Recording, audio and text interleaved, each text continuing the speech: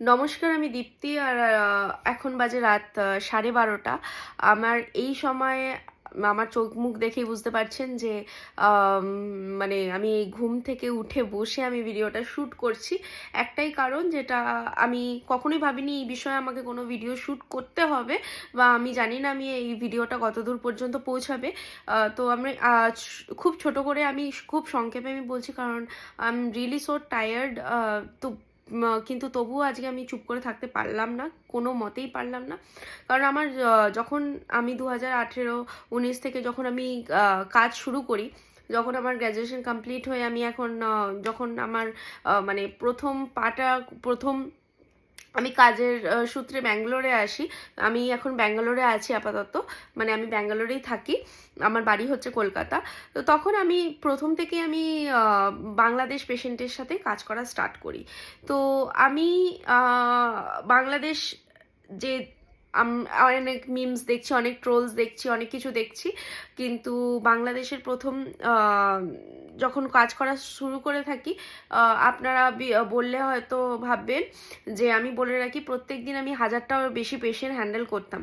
আমি প্রথমে নারায়ণা হসপিটাল, আপনারা সবাই জেনে থাকবেন, ব্যাঙ্গালোরের সবচেয়ে নামকরা হসপিটাল নারায়ণা হৃদয়ালয়া হসপিটালে, আমি ডক্টর দেবী শেট্টি হসপিটালে আমি international patient, Bangladesh patient basically take care করতাম।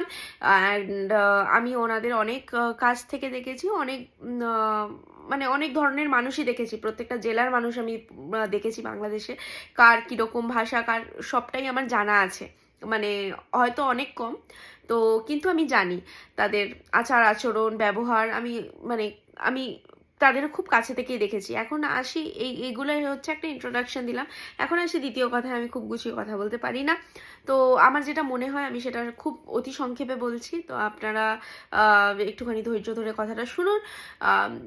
প্রথমে বাংলাদেশকে নিয়ে তো প্রথমে আর কিছু আমার বলার নেই, আপনারা সবাই জানেন। এখন যারাই নেট মানে ইন্টারনেটের দুনিয়ায় আছেন, বা আপনারা সবাই বাংলাদেশের মানে ব্যাপারে জানেন যে কি হচ্ছে এখন দেশটা জুড়ে। তো আমি একটা কথাই বলে রাখি যে এটা কখনো মানে আমি তো কোনোদিনও আশাই করতে পারিনি যে এত সুন্দর মানুষজন যে এই দেশে বসবাস করেন। মানে আমি জানি না কে কি রকম ভাবে কিছু কিছু সংখ্যক মানুষ, হাতের তো 5টা আঙুল সমান হয় না, কিছু সংখ্যক মানুষ এক এক রকম আচার আচরণ করে থাকে, কিন্তু তবু আমি দেশটাকে যতদূর পর্যন্ত চিনি জানি, আমি ওনাদের সাথে অনেক মানে কাছ থেকে আমি কাজ করেছি। তো ওই জন্য আমি এত বড় গলায় আমি বলতে পারছি। প্রথমে তো যাই হোক, স্টার্ট হলো একটা মতবিরোধ স্টুডেন্টদের সাথে, তো সরকারের সাথে। স্টুডেন্টরা প্রথমে হলো একটা কোটা আন্দোলন, হলো একটা কোটা মুক্তিযোদ্ধাদের জন্য বরাদ্দ ছিল, সেই কোটা, সেই পার্সেন্টেজটা মানে যারা মেধাবী ইন্টেলিজেন্ট স্টুডেন্ট, যারা জেনারেল স্টুডেন্ট আর কি, আমাদের ইন্ডিয়াতেও আছে এসসি এসটি ওবিসি, এখানে কোটা সিস্টেম সব দেশেই আই হোপ আছে। তো ইন্ডিয়াতেও যখন এসটি এসটি ওবিসি নিয়ে আমরা জেনারেল যারা স্টুডেন্ট আছি, তাদের চাকরি পেতে খুবই অসুবিধা হয়, কিন্তু বাংলাদেশের ক্ষেত্রে সেই পার্সেন্টেজটা অনেকটাই বেশি। তো সেই সূত্রে, যেহেতু আমরা একটা গণতান্ত্রিক দেশে বসবাস করি, আমাদের প্রত্যেকের মতামতের একটা মূল্য দেওয়া সরকারের উচিত। তো সেই সূত্রেই প্রত্যেকটা স্টুডেন্টের একটা দাবি ছিল, যেটা হচ্ছে যে মুক্তিযোদ্ধাদের যে 30% কোটা সিস্টেম, ওটাকে বদলে যাতে একটা কোনো মিনিমাম অ্যামাউন্ট, মানে পার্সেন্টেজে আনা হয়, আর যাতে মেধাবী স্টুডেন্টরা চাকরি বাকরির ক্ষেত্রে বেশি সুযোগ পায়।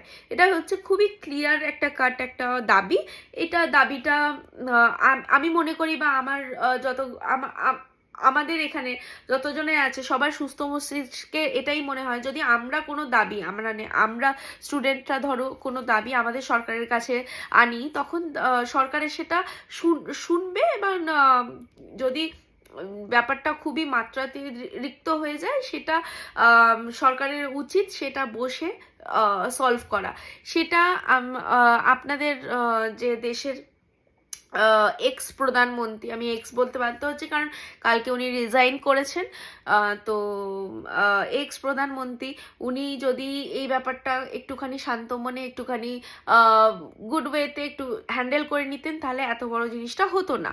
তো তারপরে এলো, তারপরে ওটার জন্য এত বড় আন্দোলন, তারপরে ইন্টারনেট বন্ধ হয়ে গেল 10-12 দিনের জন্য, হাজার হাজার স্টুডেন্টকে খুন করে মারা হলো। স্টুডেন্ট মারা গেছে মোটামুটি 3000-এর ওপরে, কিন্তু আমরা খবরে দেখেছি 500, 200-500 স্টুডেন্ট মারা গেছে। ওনার এটা খুবই অন্যায়, এটা এই ক্ষমা, এই মানে এই যে ও দোষটা করেছে এটার কোনো কোনো শাস্তি হয় না, মানে কোনো এনাকে কোনো সুযোগই দেওয়া যায় না। তো ওনার জন্য দেশ ছেড়ে চলে যাওয়াটা, মানে দেশ ছেড়ে চলে যাওয়াটা না, দেশ ছেড়ে ছাড়তে উনি বাধ্য হয়েছেন, যদিও যতদূর আমি জানি ওনার জন্য এই জিনিসটা, মানে পদত্যাগ করাটা খুবই মানে মানে যদি উনি সম্মানের সাথে পদত্যাগ করতেন তাহলে হয়তো ওনার বাবার সম্মানটা উনি থাকতেন। তো এবার আসি যে নেক্সট ধাপে। তো আমি যদি, আমার মনে হয় আমি যদি একটা কোনো খারাপ কাজ করে থাকি, তাহলে আমি তো যদি ধরুন একটা চুরি করেছি, ঠিক আছে, বা আমি যদি কোনো কোনো কাছে কোনো জায়গায় গিয়ে আমি যদি ধরুন একটা খারাপ ব্যবহার করেছি কারোর সাথে, তাহলে আমি মনে করব যে আমার অপোজিটে যে ব্যক্তিটা থাকবেন, তো তিনি শুধু আমাকেই বলুন, আমার বাবাকে তো টানার দরকার নেই। এবার অনেক মানুষের ক্ষোভ থাকতে পারে অনেক দিনের, হয়তো মানে আমরা এখানে বসে আমরা তো জানি না এক্স্যাক্টলি আমাদের মানে পাশের দেশ হতে পারে, কিন্তু এক্স্যাক্টলি ওখানে কি চলছে, কিরকম মেন্টাল হ্যারাসমেন্ট চলছে বা কিরকম মানে রাজনীতি চলছে, আমরা ওটা ক্লিয়ারলি জানি না। আমাদের যতটুকু সোশ্যাল মিডিয়া বা নিউজ চ্যানেলের মাধ্যমে দেখানো হয় আমরা ততটুকুই দেখি, ততটুকুই মানে আমাদের ব্রেনে আসে। আমরা কোনো দিনে 100% একটা জিনিসটাকে সঠিক মনে করতে পারবো না যতক্ষণ না আমরা সেই জায়গায় প্রেজেন্ট থাকতে পারি। আমরা ওখানে প্রেজেন্ট নেই, সুতরাং ওখানে কি হচ্ছে এক্স্যাক্টলি আমরা সেটা জানি না। আমরা জানছি কি কারণে, যেটুখানি আমাদের দেখানো হচ্ছে ওইটুখানি আমরা জানছি, যেটুখানি আমাদের ব্রেনের মধ্যে ঢোকানো হচ্ছে, যেটুখানি আমাদের ব্রেন ওয়াশ করানো হচ্ছে, সেইটুখানি আমরা বুঝতে পারছি, জানতে পারছি। এবার ব্যাপারটা হচ্ছে, আজকে আমি অলরেডি ঘুমিয়ে পড়েছিলাম, আমার খুবই শরীর খারাপ। যাই হোক, আমি উঠে এই ভিডিওটা করতে এই জন্য বাধ্য হলাম যে দেখছি আমাদের কবিগুরু রবীন্দ্রনাথ ঠাকুরের এক্সকিউজ মি, কবিগুরু রবীন্দ্রনাথ ঠাকুরের মূর্তি, যেটা বাংলাদেশের স্ট্যাচু হিসেবে রাখা আছে, মানে মূর্তি ছিল, ওনার মূর্তি ভেঙে ফেলা হচ্ছে। তারপরে অনেক মসজিদ এরকমভাবে মন্দির ভেঙে ফেলা হচ্ছে, মসজিদ নয়, একটাও খবর আমি এখনো পাইনি। যাই হোক, আমি হচ্ছি হিন্দু, আমি চাইবো কোনো তোমরা যেই দেশেই আছো, মানে বাংলাদেশে, আমি মানে কথা আটকে যাচ্ছে, আমি মানে ভিডিওগুলো দেখে আমি নিজেকে কন্ট্রোল করতে পারিনি, সেই জন্য আমি এই ভিডিওটা করছি। মানে এইরকম করে, মানে কি বলতো, মানে বাংলাদেশি প্রত্যেকটা ভাই বোনকেই আমি বলছি, এরকম করা মানে কি বলতো, এটা তো অলরেডি তো মানে প্রত্যেকটা দেশের চোখে বাংলাদেশ অনেকটা ছোট হয়ে গেছে, কারণ এইরকম হবে কোনোদিনও কেউ আশা করতে পারিনি। এরকম আনফর্চুনেটলি হয়ে গেছে, ঠিক আছে, হয়ে গেছে। একটা নতুন সরকার আসুক, একটা নতুন সরকার ভালোভাবে গঠন হোক, সেইটার জন্য তোমরা প্রার্থনা করো, আমরা এখান থেকে তোমাদের জন্য অবশ্যই দোয়া করছি। কিন্তু এই যে বাড়ি বাড়ি ঢুকে আগুন লাগিয়ে দেওয়া, বাড়ি বাড়ি ঢুকে মেয়ে বউদের ওপর অত্যাচার করা, একজনের স্টেটাস দেখলাম তাদের রেপের জন্য থ্রেট দিয়ে গেছে, এইরকম করাটা মানে আমরা মানে এটা অ্যাকসেপ্টেবল নয়। এই লড়াইটা হচ্ছে স্টুডেন্টদের সাথে সরকারের, সেখানে স্টুডেন্টরা অলরেডি জয়ী, ঠিক আছে, এরপরে তোমাদের আবার কিসের ক্ষোভ? এরপরে তো কোনো ক্ষোভ থাকা উচিত না। এরপরে যেগুলো হচ্ছে, বঙ্গবন্ধুর মাথার ওপরে উঠে তার স্ট্যাচু ভাঙা হচ্ছে, ঠিক আছে, স্ট্যাচু ভাঙে, মানুষ রাগে স্ট্যাচু ভেঙে দেয়, মানুষ এখানে মানে একদল মোদির ফটো জ্বালায়, আরেক দল মমতা ব্যানার্জির ফটো জ্বালায়, ঠিক আছে, এইগুলো হতে থাকে। কিন্তু আমি যেটা দেখলাম, মানে কি বলবো, মূর্তির ওপর উঠে মানে সুসু করে দিয়েছে, ঠিক আছে? এগুলো মানে একদমই মানে অ্যাকসেপ্টেবল নয় কোনো সুস্থ মস্তিষ্কের মানুষ। তোমরা স্টুডেন্টের জন্য, তোমরা শিক্ষার জন্য লড়াই করছো, আর সেখানে তোমরা এই শিক্ষা দেখাচ্ছ। মানে এই শিক্ষা, মানে তোমরা এটা ভেবো না তোমরা মজার ছলে হাসতে হাসতে করে ফেলছো, ঠিক আছে? হয়তো আবেগের বশে, উত্তেজনার বশে এটা হয়ে যাচ্ছে, কিন্তু এই ভিডিওগুলো না সারা জীবন ইন্টারনেটে থেকে যাবে। আর এই ভিডিওগুলোর জন্য প্রত্যেকটা মুহূর্তে প্রত্যেকটা দেশের কাছে তোমাদের ছোট হতে হবে। কেন একজন একজন ভুল করেছে তার মাসুল অন্য হাজারজন বইবে? যারা ধরো হয়তো আমি একটা এ পার্টি করি, তুমি বি পার্টি করো, ঠিক আছে? এ পার্টির যদি লিডার যদি একটা ভুল করে পালিয়ে যায়, এ পার্টির কি সবাই খারাপ হয়ে গেল? হয় না তো ওরকম, সবাই তো মানুষ। আর এই যে দেখছি এবার ব্যাপারটা না মানে অন্যদিকে টার্ন নিচ্ছে, মানে দেখতে পাচ্ছি এবার ব্যাপারটা হিন্দু মুসলিমের দিকে টার্ন নিচ্ছে, যে সংখ্যা লঘু কোনো এখানে জাতকে থাকানো যাবে না।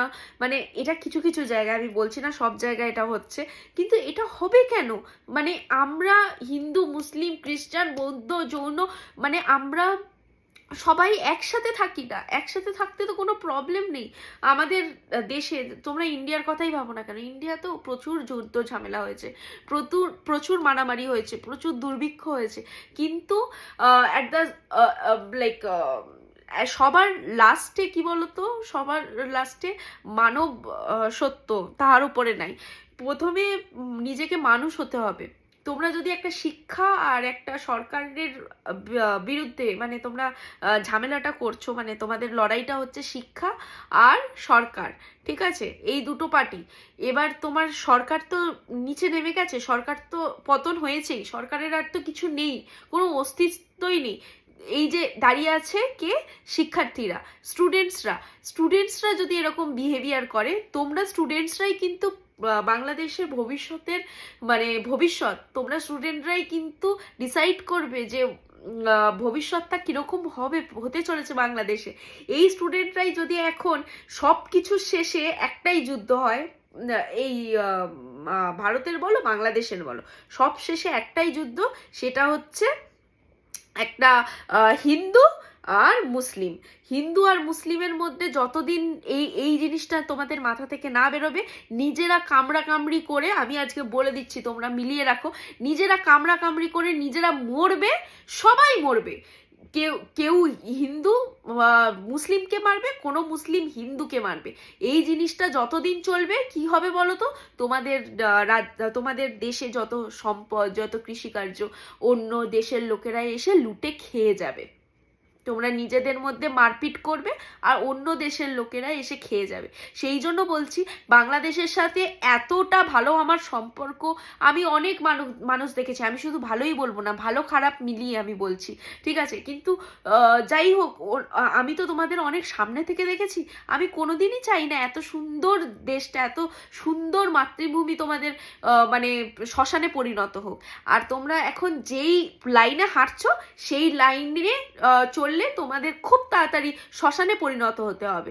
আর ঠিক আছে, আর কোনো দেশ, ঠিক আছে, কোনো দেশ তোমাদের আর সেইখানে ঠাঁই দেবে না। এখানে যত বড় বড়ই নেতা মন্ত্রী বলে দিক না কেন যে তোমরা আসো 1 কোটি মানুষকে অ্যাকসেপ্ট করতে আমরা রাজি আছি, কেউ রাজি না, বিশ্বাস করো, কেউ রাজি না। ঠিক আছে, তোমাদের আসলে এখানে আবার তোমাদের নিজের দেশ থেকে একটা অন্য দেশে এসে কোনখান দিয়ে স্টার্ট করতে হবে তোমরা জানো? কোনখান দিয়ে স্টার্ট করতে হবে? পুরো গোড়া থেকে তোমাদের আবার স্টার্ট করতে হবে। তোমরা ওই স্ট্রাগলটা আবার সেই রকম আগের দিনের মতো তোমরা সেই স্ট্রাগলটা করে একটা আবার উঠে দাঁড়াতে পারবে? হয়তো পারবে, হয়তো আমরা আছি, হেল্প করব, অবশ্যই করব, কেন করব না? কিন্তু তোমাদের সেই ব্যবহারটা, সেই উত্তেজনাটার ওপর নিজেদের কন্ট্রোল আনতে হবে। আমি জানি অনেককে অনেকভাবে হ্যারাস হয়েছে, অনেক মায়ের, অনেক বাবার কোল খালি হয়েছে, অনেক স্টুডেন্ট মারা গেছে, কিন্তু এত স্টুডেন্ট মারা যাওয়ার জন্য কোনো মানে এটাকে অন্যায় বলে না। ওনার হয়তো মানে যে এই মানে গুলি করার আদেশ দিয়েছে ওনার হয়তো নরকেও ঠাঁই হবে না, কিন্তু তুমি তো মানুষ, তুমি তো মানবিকতার জন্য লড়াই করেছো এতদিনটা ধরে, ঠিক আছে? তোমরা তোমরা যখন জয়ী লাভ করেছো, তোমরা তাহলে এত নৃশংস হয়ে যাচ্ছ কেন? তাহলে ওনার আর তোমাদের মধ্যে পার্থক্যটা কি রইলো? উনি তো মানুষ খুনি, আর তোমরাও তো মানুষ খুনিতে পরিণত হচ্ছ। কারণ তোমরা গিয়ে, আমি তো দেখতে পাচ্ছি, তোমরা গিয়ে লোকের ঘরে ঘরে আগুন ধরিয়ে আসছো। এটা কি ধরনের ব্যবহার? তো জোরহাত করে আমার তরফ থেকে আমি রিকোয়েস্ট করছি প্রত্যেকটা বাংলাদেশি ভাই বোনের কাছে, তোমরা সবাই মিলে একসাথে থাকো। আবার আমরা সত্যি প্রার্থনা করি তোমাদের এই দুঃসময়, এই দুর্দিনে যেন খুব তাড়াতাড়ি অবসান ঘটে, আর তোমরা খুব ভালো একটা সরকার গঠন করে আবার ছন্দে ফিরে আসো, সব কিছু ঠিক হোক। আমরা তোমাদের পাশে আছি, আমরা তোমাদের পাশে থাকবো, কিন্তু এই রকম কুকুর বিড়ালের মতো লড়ো না। নমস্কার।